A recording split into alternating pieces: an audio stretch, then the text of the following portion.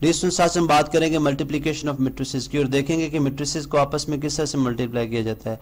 बिल्कुल उसी तरह जैसे हम एडिशन और सब्ट्रैक्शन के अंदर जो है वो कन्फर्मेशन चेक करते हैं, इसके अंदर भी कन्फर्मेशन हम चेक करेंगे कि क्या जो मैट्रिसेस हैं वो आपस में मल्टीप्लाई हो सकते हैं नहीं। ठीक है, अब उसके लिए जो हम जिस चीज़ पे एम्फेसिस होता है हमारा, जिस चीज़ पे हम जोर देते हैं वो है जी ऑर्डर ऑफ मैट्रिक्स है। जिस चीज़ से हम ये आइडेंटिफाई करते हैं कि मैट्रिक्स आपस में मल्टीप्लाई हो सकते हैं नहीं, वो क्या है जी ऑर्डर ऑफ मैट्रिक्स। फर्ज करें मेरे पास कुछ मैट्रिक्सेस हैं, उनको मैं यहाँ पर लिख देता हूँ।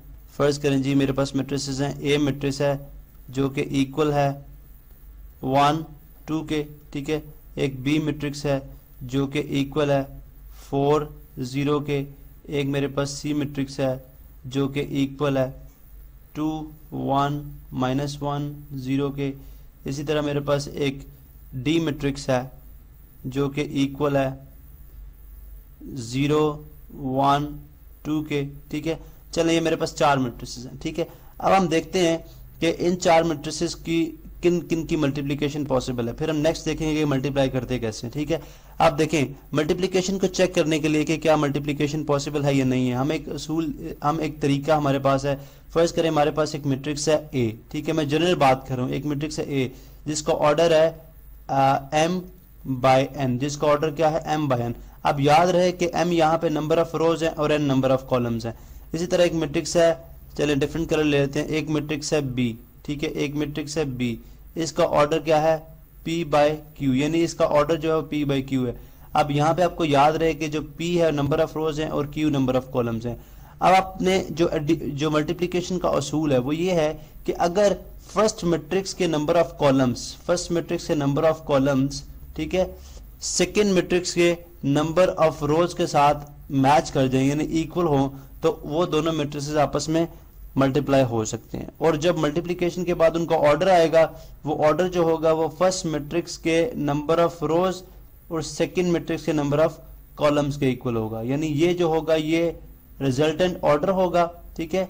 और इन दो चीजों से यानी number of columns of first matrix अगर ये इक्वल आ जाए number of rows of second matrix के, तो मल्टीप्लिकेशन पॉसिबल हो सकती है।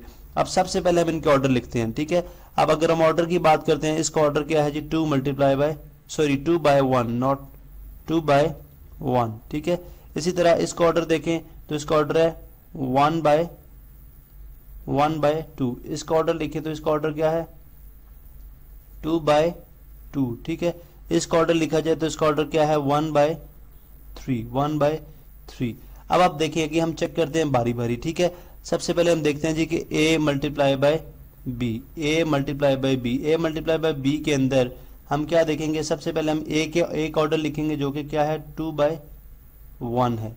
इसी तरह b का ऑर्डर लिखेंगे जो कि क्या है 1 बाय 2 है।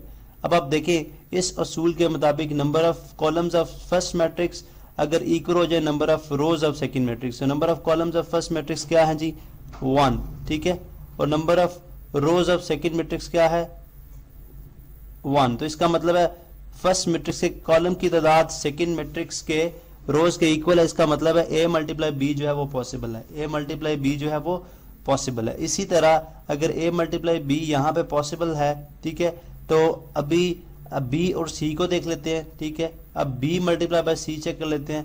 b मल्टीप्लाई बाय c के लिए सबसे पहले b का ऑर्डर आएगा वो जो कि क्या है 1 बाय 2, ठीक है। b मल्टीप्लाई c के लिए ऑर्डर क्या आ गया हमारे पास 1 बाय 2।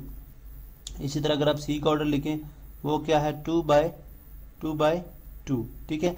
अब इसके अगर देखें तो 2 इसके फर्स्ट मैट्रिक्स के number of columns second matrix के नंबर ऑफ रोज के इक्वल है। इसका मतलब b मल्टीप्लाई बाय c भी पॉसिबल है, ठीक है। इसी तरह से अभी हम चेक कर लेते हैं d का, ठीक है। अभी हम चेक कर लेते हैं c मल्टीप्लाई बाय d। चलें c मल्टीप्लाई बाय d का चेक करते हैं, यहाँ पे मल्टीप्लिकेशन साइन है। c मल्टीप्लाई बाय d के लिए चेक कर लेते हैं। c का ऑर्डर अगर आप देखें तो वो है जी 2 बाय 2, ठीक, 2 बाय 2। और अगर आप d का ऑर्डर देखें तो वो है 1 बाय 3। इसका मतलब है अगर आप फर्स्ट मैट्रिक्स के नंबर ऑफ कॉलम्स की तादाद देखें और सेकंड मैट्रिक्स के नंबर ऑफ रोज की तादाद आपस में बराबर नहीं है। इसका मतलब है c मल्टीप्लाई बाय d जो है वो पॉसिबल नहीं है, ये पॉसिबल नहीं है। मैंने क्रॉस पुट कर दिया, पॉसिबल नहीं है, ठीक है। अब इस तरह से हम कंफर्मेशन करते हैं। उसके बाद अभी हम देखते हैं कि मल्टीप्लिकेशन होगी कैसे, हम किस तरह से मल्टीप्लाई करेंगे। फर्ज करें हम ए और बी को ही मल्टीप्लाई कर लेते हैं, ठीक है। ए और बी को, ए याद रहे आपको कि ए हमारे पास है, सबसे पहले हम लिखते हैं जी A multiply by B. A matrix के अंदर ए पहले आएगा 1 2, इसी तरह उसके बाद बी मैट्रिक्स आ जाएगा जो कि कितना है 4, सॉरी नॉट कॉमा, कॉमा नहीं आएगा, 4 4 0, ठीक है। अब मल्टीप्लिकेशन कैसे होगी, सबसे पहले हम देखते हैं फर्स्ट रो फर्स्ट कॉलम, ठीक है। अब ये इस तरह से हम मल्टीप्लिकेशन करते हैं, first row first column, first row second column, first row third column, first row fifth fourth column and then fifth column, ठीक है। अब चूंकि यहाँ पे फर्स्ट रो में एक ही एलिमेंट है, इसी तरह फर्स्ट एक कॉलम, इस कॉलम में भी एक ही एलिमेंट है, तो 1 into 4 हो जाएगा 4, ठीक है। अब ये डन हो गया। उसके बाद हम आगे मूव करेंगे, आगे चलते हैं जी, second row first column, first row first column, उसके बाद first row second column, 1 into 0 0, ठीक है। इसी तरह अब आप आ जाए next, second row first column 2 into 4 8, ठीक है। Second row second column 2 into 0 0। तो आपने देखा कि हमारे पास क्या, किस तरह से हमारे पास ये मल्टीप्लिकेशन आ गई जो कि है a मल्टीप्लाई बाय b। तो आपने देखा कि किस तरह से हम मल्टीप्लाई करते हैं। अभी हम एक 2x2 मैट्रिक्स का ले लेते हैं मैट्रिक्स, इससे आपको ज़्यादा अच्छी तरह से समझ आ जाएगी कि जो है ऑर्डर किस तरह से बनते हैं, ठीक है। फर्स्ट करें जी, हमारे पास एक मैट्रिक्स है a मल्टीप्लाई बाय b हम कर रहे हैं, या सिंपली हम मैट्रिक्स के नेम भी लिखते हैं, 2x2 ऑर्डर के मैट्रिक्स को हम मल्टीप्लाई कर लेते हैं क्विकली से। एक मैट्रिक्स है 1 2 3 4, सिंपल मैट्रिक्स ले लेते हैं, इसको हम मल्टीप्लाई कराने जा रहे हैं 0 1 6 5 से, ठीक है।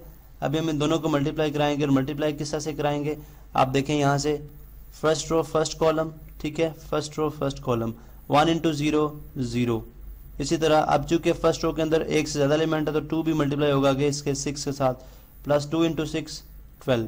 इसी तरह first row second column 1 into 1 1, plus 2 into 5 10। इसी तरह अब ये सेकंड कॉलम के साथ, इसी तरह सेकंड रो जो है फर्स्ट कॉलम के साथ होगी 3 into 0 0, प्लस 4 into 6 24। इसी तरह second row second column 3 into 1 3, plus 5 into 4 20, ठीक है। तो आप फाइनली इन दोनों को इनके आंसर्स को हम ऐड कर लेंगे, 12 10 plus 1 11, ठीक है, 24 plus 0 24 ये होगा, और ये 23।